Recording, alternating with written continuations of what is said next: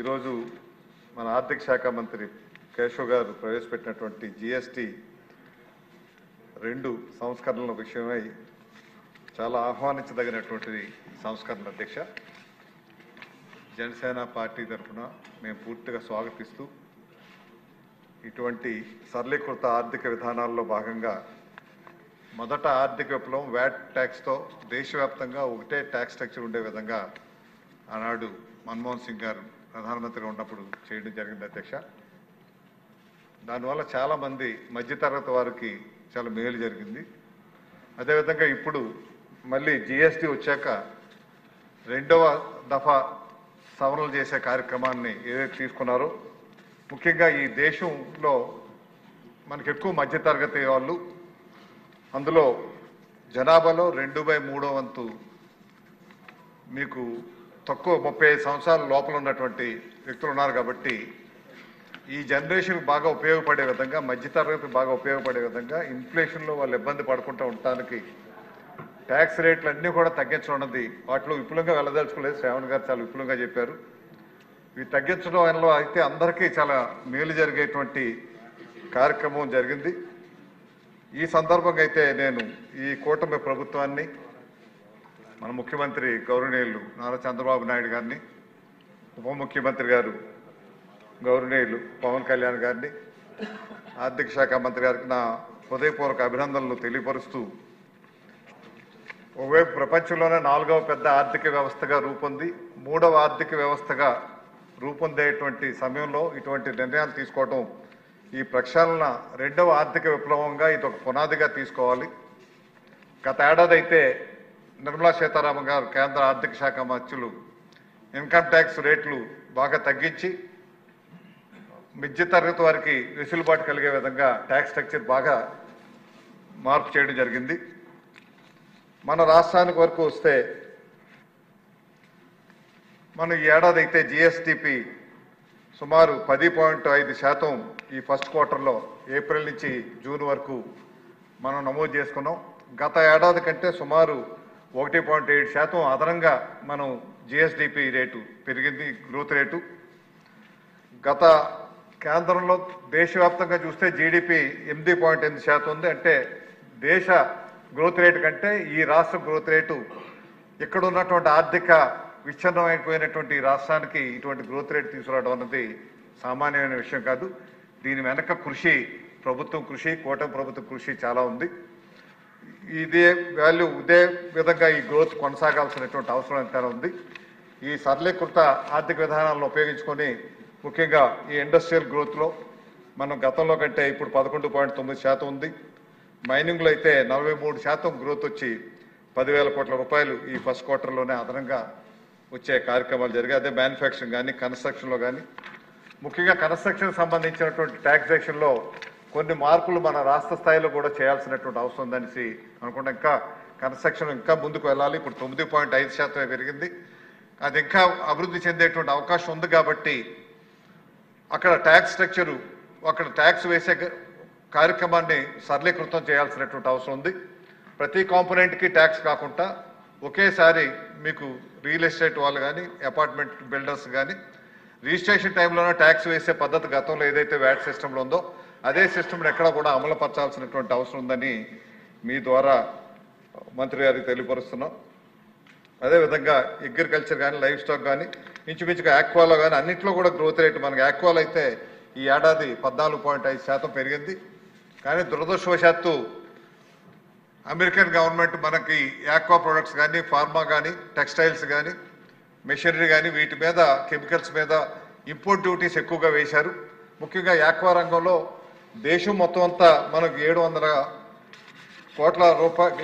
కోట్ల డాలర్స్ మనం ఎక్స్పోర్ట్ చేస్తే, మన రాష్ట్రం నుంచే 230 కోట్ల డాలర్లు విలువ చేసేటువంటి ఎక్స్పోర్ట్స్ ఆక్వా నుంచి చేస్తున్నాం. అంటే 20,000 కోట్ల రూపాయలు మన రాష్ట్రం నుంచి పై దేశానికి, అమెరికాకు వెళ్తున్నాయి.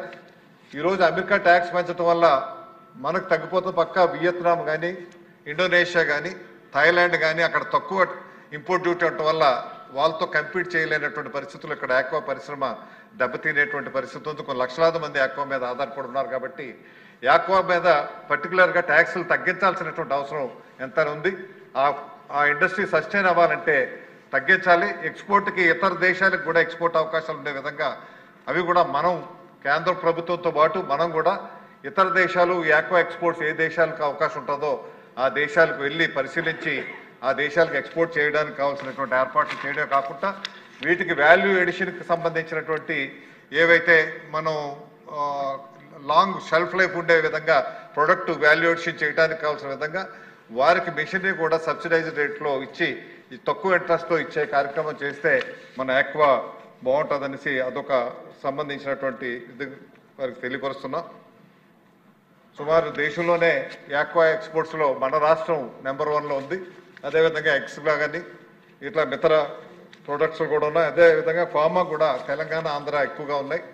ఇవి కూడా ఫార్మాలకు కూడా ట్యాక్సేషన్ ఎక్కువగా ఉంది కాబట్టి ఆర్గానిక్ కెమికల్స్ మీద ఎలక్ట్రానిక్స్ మీద ఏరోస్పేస్ ప్రొడక్ట్స్ మీద ఉన్నాయి కాబట్టి దీనివల్ల మన రాష్ట్రం ఇబ్బంది పడుతుంది కాబట్టి వాటిని కూడా ప్రత్యేకమైనటువంటి దృష్టిలో చూసుకొని వాటిని కూడా సవరించాల్సినే, లేదంటే వేరే మార్గాలు మనం ఎక్స్పోర్ట్కి వీలయ్యేటువంటి అవకాశాలు ఏవైతే ఉన్నాయో అవన్నీ కూడా ఎక్స్ప్లోర్ చేయాల్సినటువంటి అవసరం ఉందనేసి మీ ద్వారా గౌరవ మంత్రి గారికి తెలియపరుస్తూ ఇటువంటి మంచి కొత్త రిఫార్మ్స్ ఏవైతే వచ్చాయో ఈ రిఫార్మ్స్ ద్వారా మనకైతే వాస్తవానికి ఆదాయం అయితే తగ్గుతుంది మొదట్లో, కానీ దీనివల్ల సింప్లిఫై చేసి ట్యాక్స్ రేట్లు తగ్గించడం వల్ల కాంప్లైన్స్ లెవెల్స్ పెరిగి ఎక్కువ మంది ట్యాక్సులు కట్టేటువంటి అవకాశం కూడా ఉంటుంది. కాబట్టి ఇందులో ఇంకొక అబ్జర్వేషన్, చిన్నది అబ్జర్వేషన్, ఫుడ్ ప్రొడక్ట్స్ వరకు మనకు షెల్ఫ్ లైఫ్ ఉన్నటువంటి ఫుడ్ ప్రొడక్ట్స్ ఏవైతే ఉన్నాయో ఆ ఫుడ్ ప్రొడక్ట్స్ ఏమో వాటి మీద కూడా ట్యాక్స్ పెంచాల్సిన అవసరం ఉంది. ఎందుకంటే అవి పూర్తిగా డైరెక్ట్గా క్యాన్సర్ వచ్చేటువంటి అవకాశాలు ఉండేటువంటి ఫుడ్ ప్రొడక్ట్స్ ఉన్నాయి. వాటి మీద ప్రత్యేకమైన దృష్టి పెట్టాల్సిందిగా కోరుతూ మనకి ఇందులో ఏవైతే హోటల్స్కి సంబంధించి మీకు చపాతీ కానీ పరోటా కానీ పన్నీర్ కానీ ఇటువంటి వాటి మీద ట్యాక్స్ లేకుండా చేశారు, చాలా ఆహ్వానించదగిన విషయం. కానీ మన దక్షిణ భారతదేశానికి వచ్చేసరికి ఇడ్లీ కానీ దోశ కానీ వడ కానీ ఇటువంటివి ఎక్కువ మన స్టేపుల్ ఫుడ్, ఇది ఉదయం అంతా కూడా తీసుకుంటారు. వాటి మీద మటుకు 5% ట్యాక్స్ ఉంది. మరి గౌరవ మంత్రి గారు నిర్మలా సీతారామన్ గారు కూడా తమిళనాడు మన రాష్ట్రానికి సంబంధించిన వారు కాబట్టి వారు కూడా ఇడ్లీ దోశ తింటారు. మన గౌరవ మంత్రి గారి ద్వారా కేంద్రంతో మాట్లాడి 5% కూడా రద్దు చేసేటువంటి కార్యక్రమం చేయాల్సిందిగా ఈరోజు ఈ ప్రభుత్వం, కూటమి ప్రభుత్వం ఇన్ని ఆర్థిక ఇబ్బందులు ఉన్నప్పటికీ మీకు అభివృద్ధి దిశలో మట్టుకు ముందుకు వెళ్ళేటువంటి కార్యక్రమం ఏ రకంగా చేస్తున్నారు. ఇన్ని ఇబ్బందులు ఉన్నప్పటికీ ఒకవైపు మన ముఖ్యమంత్రి గారు నిరంతరం ఈ రాష్ట్ర అభివృద్ధి గురించి ఈ 15 నెలల్లోనే 10 లక్షల కోట్ల రూపాయలు నిధులు తీసుకొచ్చే విధంగా పరిశ్రమలకు కావాల్సినటువంటి ఎంఓయూలు చేసుకోవడం జరిగింది.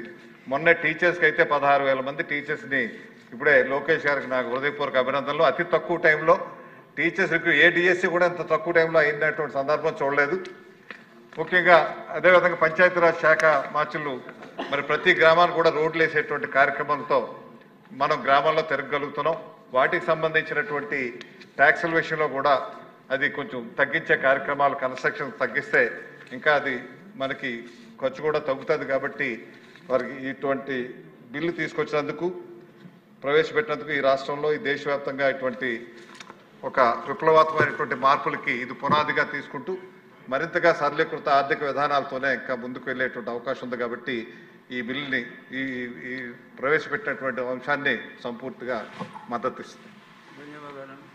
ఆక్వా పరిశ్రమ గురించి, ఫార్మా పరిశ్రమల అభివృద్ధికి చక్కని సూచనలు చేశారు రామకృష్ణ గారు. అలాగే చపాతీని మెచ్చుకుంటూ ఇడ్లీ దోశ గురించి కూడా నిజంగా అది చాలా చక్కటి సూచన. ఇప్పుడు భారతీయ జనతా పార్టీ నుంచి